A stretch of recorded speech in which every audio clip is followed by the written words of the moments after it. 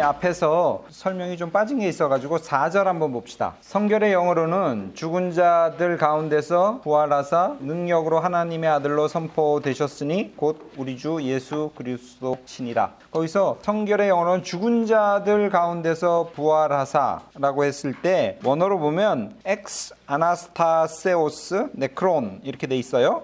죽은 자들의 부활로부터, 우리 한글 성경은 죽은 자들 가운데서 부활하사 이렇게 해석을 했어요. 제 주석 책에도 써 있는데 27페이지 아래 37번 거기 보면 아나스타세오스 네크론의 전치사 X를 뭐뭐 이래로라고 해석하는 게 좋다고 많은 주석들이 그렇게 얘기하더라고요. 뭐뭐 이래로라 그러면 죽은 자들 가운데서 부활한 이래로, 죽은 자들 가운데로부터 직역하면 이렇게 되는데 에크를 죽은 자들 가운데서 부활한 이래로, 부활 사건이 벌어진 이래로라고 해석하면 부활 사건이 벌어진 이래로 능력으로 하나님이 예수를 아들로 선포했다. 이렇게 되면 양자론적인 색깔이 더 많이 나죠. 양자론을 옹호하는 건 아니고 X를 이래로라고 이렇게 번역하는 게 좋다는 말 제가 하나 빼먹었고, 그 다음에 무조건 믿어야 된다 그랬잖아요. 신앙, 믿음이란 건 투신이라는 얘기를 했죠. 물속으로 뛰어들어야 된다고 했죠. 거기서 근사의 정신과 귀속의 정신이라는 그런 말이 있어요. 책에는 44쪽에 나옵니다. 그 설명은 17절 설명할 때 제 책 44페이지에 과학의 정신하고 신앙, 믿음의 정신이 완전히 다르다는 거죠. 믿음의 태도는 뭐냐면 이건 투신해야 돼요. 거리를 두고 관찰해 가지고는 안 돼요. 근데 과학이란 건 객관적으로 거리를 두고 관찰하면서 대상화하죠. 그죠? 그런데 종교라는 것은 하나님을 대상화해 가지고는 절대 안 돼요. 종교라는 건 주관적인 진리잖아요. 과학이란 건 객관적인 진리죠. 그래서 과학은 근사의 정신이라 그래요. approximation, 밖에서 거리를 두고 항상 그 오차가 있거든요. 오차 범위를 점점 줄여나가는 그런 태도로 접근하는 게 과학의 정신이고요. 종교는 귀속의 정신, appropriation, 그러니까 이게 투신이죠. 그 종교적인 진리 안으로 뛰어들어가야 돼요. 그래야지만 되죠. 그래서 종교하고 과학은 대하는 어떤 자세나 태도가 완전히 다르다. 그러면서 귀속의 정신과 근사의 정신이라는 말이 있습니다. 자, 18절 시작합시다. 18절부터는 두 번째 챕터예요. 크게는 1장 18절에서 4장 25절까지, 두 번째로 믿음에 의한 하나님의 의에서 4장 25절까지 하고, 그 중에 한 단락이 1장 18절에서 3장 20절까지 하나님 의 계시의 필연성이라는 이야기를 하고요. 그리고 이제 우리 1장 그 마지막까지가 18절에서 이방인의 죄에 대한 이야기를 합니다. 자, 먼저는 이방인에 대한 죄를 얘기하고요. 2장에서는 유대인에 대한 죄를 쭉 얘기합니다. 자, 18절. 하나님의 진노가 불의로 진리를 막는 사람들의 모든 경건하지 않음과 불의에 대하여 하늘로부터 나타났다. 바울은 당시의 현실을 전 인류가 지금 죄를 지었다는 거예요. 그래서 하나님의 진노의 심판을 피할 수가 없다고 봅니다. 진노의 심판이 곧 임할 것이다 라고 봐요. 타임워치가 째깍째깍 어느 정도 되면 그냥 폭발하는 거죠. 그 진노의 심판이라는 말, 누구도 여기서 벗어날 수 없다고 얘기합니다. 이 진노의 심판은 총체적인 형태로 하늘로부터 나타나고요. 종말론적인 차원에서 일어나는 하나님의 응보의 처벌로 봅니다. 이게 터지면 이제 끝이에요. 인류의 역사는 이제 끝나는 겁니다. 종말론적인 위기를 바울은 이제 느끼고 있고요. 그 마지막 거기서 빠져나갈 동아줄이 하늘에서 내려오는데 그게 뭐예요? 예수 그리스도의 사건이죠. 예수 그리스도의 사건으로 그 동아줄을 움켜잡고 이 진노의 심판에서 벗어날 수 있다, 피할 수 있다고 그렇게 봅니다. 모든 경건하지 않음과 불의에 대해서 하늘로부터 나타난다고 바울은 이야기하고 있어요. 여기서 그 앞에는 하나님의 진노가 불의로 진리를 막는 이라고 지금 나오죠. 불의, 의롭지 않음. 의롭다는 것이 관계성이라고 그랬지 않습니까? 불의라는 것은 하나님과 인간 간의 그 관계성, 그리고 그 관계성 속에서 해야 될 바, 도리, 이런 것들을 인정하지 않는 것. 그것이 이제 불입니다. 하나님을 우리가 하나님으로 인정하고 그분께 영광을 돌리고 그분께 우리는 피조물로서 해야 될 바를 해야 되는 것. 그것이 이제 그 관계성을 유지하는 것인데 이것을 인정하지 않는 것이 불의라는 거죠. 피조물과 조물주의 관계성을 깨트리는 것이 불의라고 볼 수 있습니다. 이 불의로 말미암아 사람들은 뭘 하냐면 진리를 속박하죠. 진리를 막는다고 성경은 표현합니다. 그리고 억압하죠. 그 결과 불경건, 불의가 이 세상에 팽배하게 됩니다. 그것을 하나님께서 진노의 심판으로 응징하신다고 바울은 이야기하고 있습니다. 불경건이라는 것은 뭐 쉽게 말하면 하나님을 하나님으로 인정하지 않는 태도 또는 죄의 불의와 관계가 깊은 단어죠. 불경건과 불의로 하나님의 진노가 유발됩니다. 자, 19절. 이는 하나님을 알만한 것이 그들 속에 보임이라 하나님께서 이를 그들에게 보이셨느니라 라고 얘기합니다. 이방인들은 이런 핑계를 댈 수 있어요. 우리는 하나님을 몰랐어요. 유대인만 하나님이 알았지. 당신이 유대인들에게만 계시하셨지 우리에게는 나타나지 않으셨지 않습니까? 그런데 왜 우리더러 그 책임을 물으십니까? 우리는 책임이 없어요 라고 말할 수 있는데 바울은 하나님께서 믿지 않는 사람들에게도 당신의 그 모습 아니면 당신이 살아계심을 드러내셨다고 그렇게 봅니다. 자기의 존재에 대해서 알 수 있도록 하셨다. 그래서 하반절에 하나님이 이를 그들에게 보이셨느니라. 이라는 게 뭐예요? 알만한 것이죠. 20절 창세로부터 그의 보이지 아니하는 것들 곧 그의 영원하신 능력과 신성이 그가 만드신 만물에 분명히 보여 알려졌나니 그러므로 그들이 핑계치 못할 것이다 라고 얘기를 해요. 이사야서 55장 8절 9절 같은 데 보면 우리 인간은 하나님을 알 수 없다 이렇게 묘사하거든요. 그리고 하나님을 알 수 있는 것은 하나님이 자신을 스스로 계시하는 한에서만 우리는 하나님을 알 수 있다. 우리는 그렇게 보죠. 가장 궁극적인 계시를 뭘로 봐요? 예수 그리스도로 보잖아요. 그래서 우리는 예수 그리스도를 통해서만 하나님을 알 수 있다. 뭐 요한복음에 나로 말미암지 않고는 아버지께로 올 자가 아무도 없다. 이런 말을 하지 않습니까? 보통은 우리는 그렇게 알고 있죠. 우리는 유한한 자가 무한 자를 알 수 없다고 그렇게 이제 보는데 그리고 이제 그리스도를 통해서만 하나님을 알 수 있다. 이렇게 하지만 바울은 전혀 다른 논리를 펴요. 예수를 몰랐던 이방인들조차도 하나님을 알 수 있다. 모든 사람이 하나님 앞에 죄인이라는 것을 설명하기 위해서 하나님은 자연을 통해서 당신을 계시한다, 나타난다 이런 논리를 써요. 뭐가 돼요? 자연계시죠. 자연계시의 논리를 펴요. 그러면 예를 들어서 현대신학에서 자연계시를 옹호했던 사람이 누구예요? 에밀 브루노고 칼바르트는 노라고 하면서 거부하죠. 자연계시를 좋아하는 사람이 즐겨찾기가 뭐겠어요? 이 구절이겠죠. 그죠?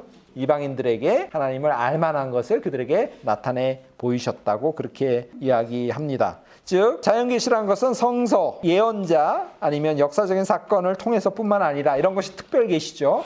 이런 특별계시뿐만 아니라 천지만물이나 뭐 자연을 통해서도 창조주가 살아계심을 알 수 있도록 하셨다는 게 이제 자연계시죠. 여기서 영원한, 뭐 신성, 만드신 만물, 알려졌나니 이런 표현들은요 성서적인 용어가 아니에요. 스토아 철학에서 나오는 그 표현들입니다.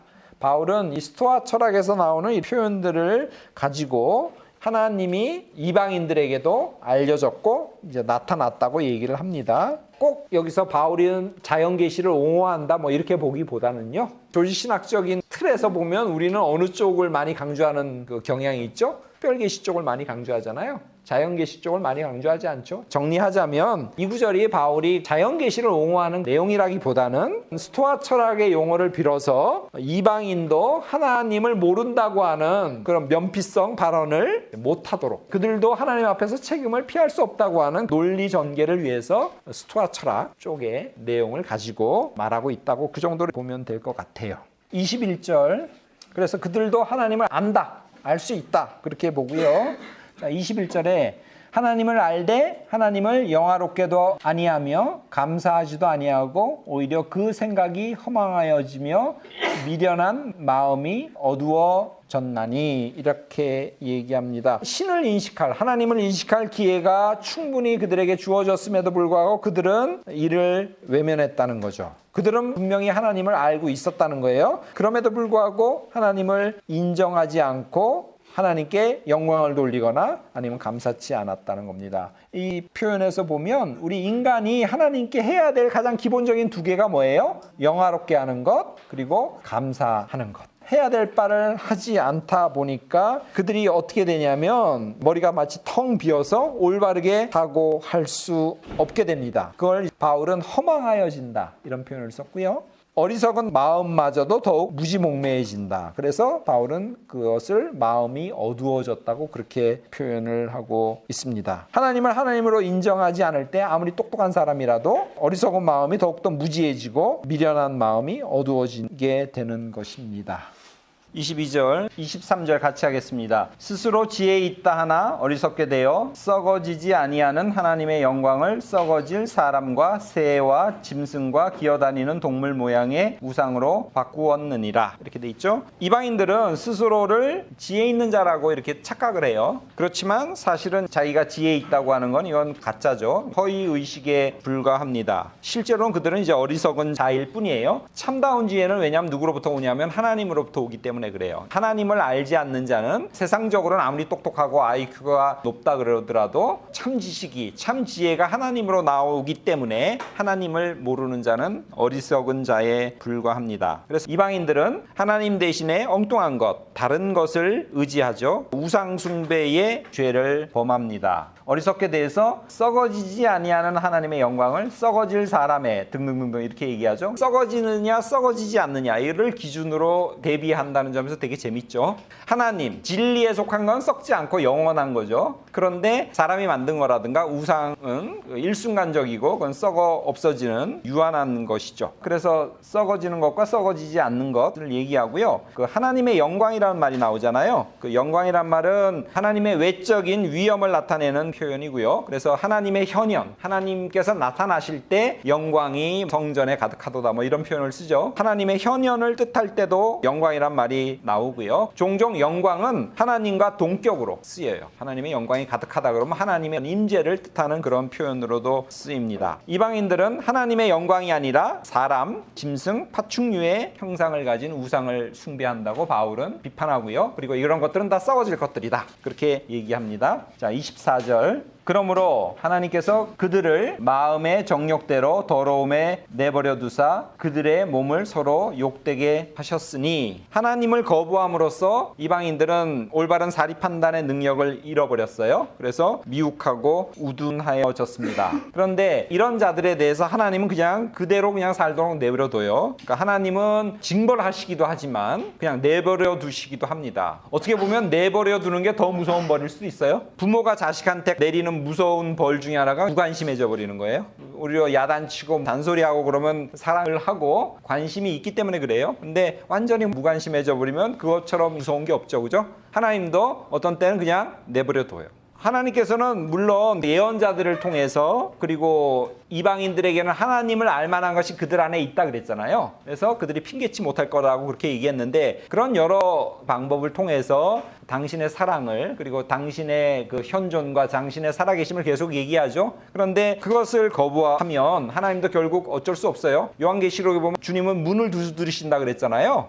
문을 여는 건 누구 결단이에요? 나의 결단이에요. 내가 마음의 문을 열지 않으면 아무리 능력 있는 하나님이지만 어쩔 수 없어요. 하나님은 사람을 완전히 그 로봇으로 만들어서 그렇게 하지 않으세요. 자유의지가 있기 때문에 우리가 결단해서 하나님을 받아들이려는 마음의 준비가 되어야지만 그때 하나님께서 응답하시는 거거든요. 그렇기 때문에 하나님의 이런 사랑을 계속 거부하면 하나님도 어쩔 수 없죠. 인간에게는 스스로의 운명을 결정할 그런 자유가 있어요. 그래서 그냥 내버려 둬요. 그들이 하나님의 사랑과 인자하심을 거부하면 하나님도 그냥 내버려 두죠. 사람들이 정욕에 따라 살기로 마음을 먹을 때 하나님도 그냥 내버려 둘 수밖에 없습니다. 여기서 마음의 정욕이라는 말이 나와요. 이것은 마음에서 나오는 욕정, 육욕을 일컫는 그런 말입니다. 마치 태중에 있는 아이는 탯줄로 어머니하고 연결되어 있죠. 우리 인간도 마찬가지죠. 하나님과 어떤 영적인 탯줄로 계속 연결되어 있어야 되는데 하나님을 거부하고 하나님을 섬기지 않고 우상을 숭배하면 하나님도 이제 어쩔 수 없죠.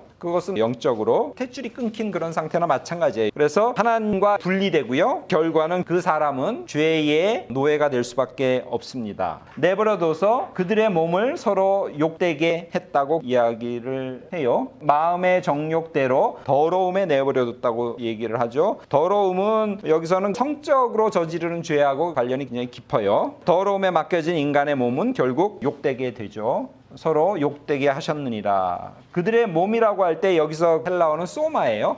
이것은 죄가 활동하는 구체적인 영역으로 이렇게 해석할 수 있습니다. 자, 25절. 이는 그들이 하나님의 진리를 거짓 것으로 바꾸어 피조물을 조물주보다 더 경배하고 섬김이라. 주는 곧 영원히 찬송할 이시로다. 아멘. 바울은 인간들의 잘못된 그 행위들을 고발하고 있습니다. 여기서는 진리와 거짓으로 그 두 가지 대비되는 게 나오죠. 하나님의 진리를 그들은 거짓 것으로 바꿔요. 영광의 실제이고 썩지 아니하는 하나님의 존재를 썩어져가는 그런 우상과 맞바꿔서 그들은 하나님을 숭배하지 않고 우상에게 절하죠. 그래서 피조물을 조물주보다도 더 경배한다고 그렇게 이야기합니다. 하나님은 진리이시죠. 하나님은 진리 자체예요. 그래서 하나님의 진리라는 말이 나왔고요. 반면에 사람의 손으로 만든 그 썩어질 우상, 보통 우상을 사람의 손으로 만든 것이라고 그렇게 표현하지 않습니까? 그런 사람의 손으로 만들어진 썩어질 우상에 사람들은 절하죠. 그래서 조물주와 피조물을 혼동하는 그런 오류를 범합니다. 조물주에 대한 언급이 나오자마자 바울은 감격을 했는지 곧바로 찬양의 찬송을 불러요. 주는 곧 영원히 찬송하실 이시로다. 아멘. 이렇게 얘기합니다. 찬양을 드리는데 이런 예는 갈라디아서에서도 발견됩니다. 1장 3절 4절 같은 데 보면 예수 그리스도에 대한 이야기가 나오자마자 감정이 이렇게 북받쳐 올랐는지 그리스도를 찬양하는 찬양의 언급을 거기서도 이렇게 하고 있어요. 일반적으로 찬양은 아멘으로 종결되죠. 아멘은 앞서 말한 그 내용이 확실하다는 것을 인정할 때 유대인들은 아멘이라고 대답을 했습니다. 그리고 아멘이라고 말한 사람은 앞에서 언급된 내용을 지켜야 될 의무가 있음을, 그리고 내가 그걸 지키겠다고 어떻게 보면 서약한다 그럴까요? 확약하는 그런 의미를 갖고 있습니다. 그리고 또 아멘은 회당에서 하나님을 찬양한 후에 그 하나님을 나도 찬양한다는 그런 고백의 의미로 또 아멘이라고 이렇게 쓰기도 했다고 해요. 랍비가 축복을 선언하면 회중들은 축복 선언을 듣고 응답으로 유대인들이 아멘이라고 이렇게 했다고 해요. 그렇지만 점점 그 아멘에는 축복이 실제로 이제 이루어지기를 희망하고 또 실제로 그게 유지되고 이루어질 거라고 믿는 믿음의 마음, 그 정신이 또 아멘에도 들어 있었습니다. 이런 맥락에서 기독교인들은 그런 아멘을 채용해가지고 기도한 이후에 아멘이라고 말하면서 아니면 찬양하면서 아멘이라고 얘기해서 이런 찬양의 내용이 그대로 이루어지기를 바라고 또 이루어질 거라고 믿는 자신의 믿음을 표현하는 제의적인 그런 어구로 사용했고요. 그래서 우리 기도하고 꼭 아멘 하죠. 바울 여기서 이제 아멘이라고 찬양을 끝맺고 있습니다. 26절 27절. 이 때문에 하나님께서 그들을 부끄러운 욕심에 내버려 두셨으니 곧 그들의 여자들도 순리대로 쓸 것을 바꾸어 영리로 쓰며 그와 같이 남자들도 순리대로 여자 쓰기를 버리고 서로를 향하여 음욕이 불릴 듯 하매 남자가 남자와 더불어 부끄러운 일을 행하여 그들의 그릇 때문에 상당한 보응을 그들 자신이 받았느니라. 하나님을 경배하지 않고 그 우상을 섬긴 인류에 대해서 하나님은 이번에 이제 두 번째로 내버려 두사, 그대로 방치한다는 내버려 두사라는 표현이 나옵니다. 앞에서는 그 마음의 정욕이었잖아요. 근데 이번에 이제 부끄러운 욕심, 파데 아티미아스, 에이스 파데 아티미아스라고 하는 부끄러운 욕심이라는 표현이 나와요.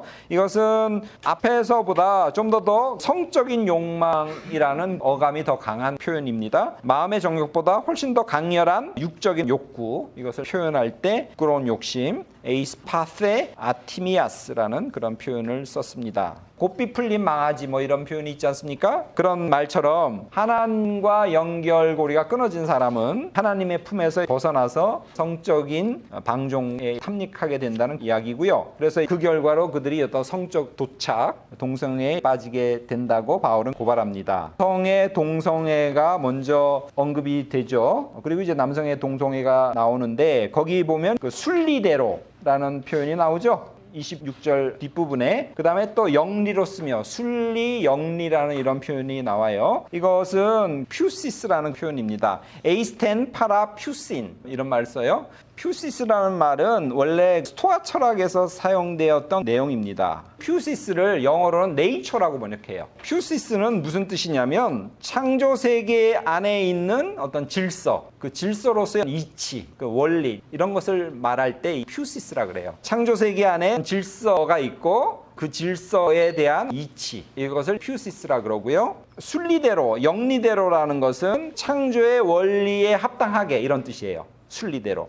영리는 창조의 원리 아니면 창조의 질서의 이치에 반해서 이런 뜻입니다. 문자적으로 해석하면 창조주의 뜻에 합당하게 또는 창조주의 뜻에 거슬러서 죄를 범한다 이런 식으로 이해하면 되겠습니다. 영리대로 순리대로는 그 배후에는 스토아 철학적인 용어를 이제 바울이 썼다는 것 기억하시고요. 필로나 요세푸스도 동성애에 대해서 굉장히 비판적으로 씁니다. 필로나 요세푸스도 바울 시대에 같이 살았던 유대 저작자들이거든요. 영리로 순리를 거슬러서 이런 표현을 그들도 쓰고 있습니다. 자, 음욕이 불일 듯 하매라고 표현 27절에 나오죠. 집요한 성적인 욕구를 나타내고 성적인 도착에 빠진 사람들은 그들의 죄에 상응하는 벌을 받게 됩니다. 그리고 하나님이 그들을 응보하는 방식은 그들을 그대로 죄 가운데 살도록 그냥 내버려 두는 거, 무관심하게 그냥 버려두는 것, 이것이 로마서에서 바울이 고백하고 있는 하나님의 응보 방식입니다. 내버려 두면서 그들을 벌하시죠. 욕정의 노예로서 창조의 질서에 어긋나는 그 비인격적인 남녀 관계의 성적인 방탕 속에 사는 것 자체, 그 자체가 하나님의 징벌이다라고 그렇게 보고 있습니다. 당시의 동성애는 헬라 세계에서 굉장히 좀 흔했었어요. 고대 사회가 굉장히 성적인 타락 그리고 동성애가 굉장히 만연했던 세계 속에서 바울은 그리고 이제 유대교는 동성애에 대해서는 절대로 엄격한 태도를 취하죠. 자, 28절 갑시다.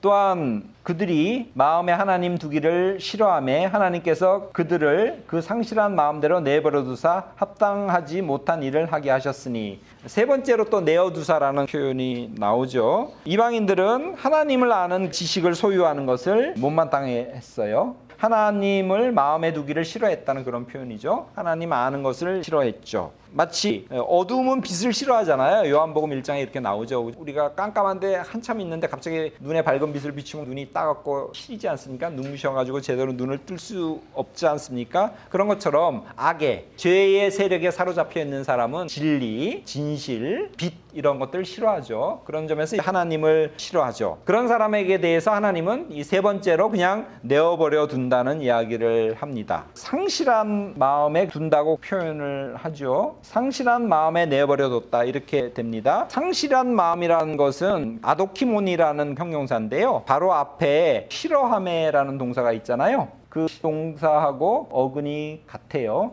하나님 두기를 싫어함에라고 나오죠. 28절 그 앞부분에 그 동사하고 이제 어근이 같습니다. 앞에서는 동사를 썼고 여기서는 형용사를 써가지고 같은 어근을 계속 반복하는 그 워드 플레이라 그러나요? 언어 유희 하고 있어요. 이건 이제 헬라어로 읽어야지만 알 수 있습니다. 자, 상실한이라는 말은 부적당한, 가치 없는, 비열한 그런 뜻을 갖고 있고요. 이러한 그 상실한 마음, 온전치 못한 마음의 상태에서 사람들은 뭘 하냐면 합당하지 않는 행동을 하게 됩니다. 합당하지 못한 일을 하게 하셨으니라는 표현이 나오죠. 그리고 이 합당한이라는 말도 스토아 철학에서 굉장히 잘 쓰는 말이에요. 그러니까 바울이 굉장히 지식인이어서 그런지는 몰라도 그 당시의 철학적인 용어들을 꽤 사용했다는 것을 알 수 있습니다. 이 합당한이라는 표현은 본성과 조화되는 그런 뜻입니다. 29절부터 31절까지 읽어보겠습니다. 곧 모든 불의, 추악, 탐욕, 악의가 가득한 자요, 시기, 살인, 분쟁, 사기, 악독이 가득한 자요, 수군수군하는 자요, 비방하는 자요, 하나님께서 미워하시는 자요, 능욕하는 자요, 교만한 자요, 자랑하는 자요, 악을 도모하는 자요, 부모를 거역하는 자요, 우매한 자요, 배약하는 자요, 무정한 자요, 무자비한 자라. 일단 4개의 악행이 먼저 나와요. 불의, 탐욕, 악의. 모든이 여기에 4개에 다 걸린대요. 모든 불의, 모든 추악, 모든 탐욕, 모든 악의. 그 다음에는 가득하다라는 그 표현으로 시기, 살인, 분쟁, 사기, 악독이 걸린대요. 헬라어로 보면 모든에 4가지가 걸리고 가득한에 5가지가 걸린다고 봅니다. 가득한이라는 말이 29절 그 앞부분에도 나오고 뒷부분에도 나오잖아요. 그래서 가득한이 뒤에 5개 다 걸린다는 말이 별로 설득력이 없는데 헬라어로 보면 그게 확실하게 드러나요. 앞에 가득한이라는 말은요, 동사고요. 페플레로메누스. 정확하게 말하면 이제 분사죠. 두 번째 나오는 가득한이라는 말은 메스토스라는 형용사예요. 그래서 그 두 번째 그 메스토스라는 그 가득한이 뒤에 나오는 그 5가지 제목에 다 걸린다고 봐야 됩니다. 이제 악덕 목록이 이제 계속 나오죠. 앞에 그 4개의 악행을 설명하면 불의는 하나님에 의해 반대되는 근본적인 죄이고요. 하나님에 의해 반대되는 개념이죠. 추악이라는 것은 뒤에 나오는 악의라는 말, 4번째 나오는 말과 굉장히 관련이 깊습니다. 그리고 추악은 그 악의 정도가 굉장히 심함을 뜻하고요. 그 다음에 탐욕은 끝없는 욕심, 악의라는 것은 구체적인 사악함을 가르칩니다. 5가지 제목, 이것은 아까 말씀드렸지만 메스토스라는 형용사, 가득한이라는 그 형용사에 걸리는 5가지라고 그랬죠. 시기, 살인, 분쟁, 사기, 악독이에요. 자, 시기라는 표현은 예를 들어서 갈라디아서 5장 21절 이런 데도 이제 나와요. 시기. 셈을 내고 미워하는 태도죠. 그 다음에 살인이죠. 살인. 시기가 프토노스고요. 살인은 포노스예요. 그래서 2개가 발음이 비슷하다 뭐 이런 설명을 주석학자들이 왕왕하더라고요. 분쟁은 다툼이란 뜻이고요. 살인은 설명 안 해도 되겠죠. 분쟁을 경계함으로써 바울은 공동체 내 화목을 강조하고 있습니다. 그 다음에 사기는 신의를 배반하고 남을 속이는 것이고요. 악독은 남을 해치려는 악한 마음의 충동을 이제 악독이라고 합니다. 그 다음에 마지막으로 12종류의 악행자들의 목록이 나오는데 29절 제일 마지막부터 나와요. 위에 4개, 그 다음 5개, 그 다음 12개. 이걸 이제 3등분으로 나누면 그 12개는 29절의 제일 마지막 수군수군하는 자여부터 나옵니다. 수군수군하는 것은 뭐 은밀하게 험담을 늘어놓는 거, 비방한다는 것은 좀 더 공공연하게 남을 깎아내리는 행위, 하나님께서 미워하는 자, 데오스튜게이스라는 헬라어인데요. 하나님께서 미워하시는 자라는 뜻이 모호하다는 내용이 모든 주석학자들이 공통적으로 얘기해요. 개정개혁은 하나님께서 미워하는 자 이렇게 돼 있어요. 그런데 표준세 번역은 하나님을 미워하는 자 이렇게 돼 있어요. 하나님이 목적어예요.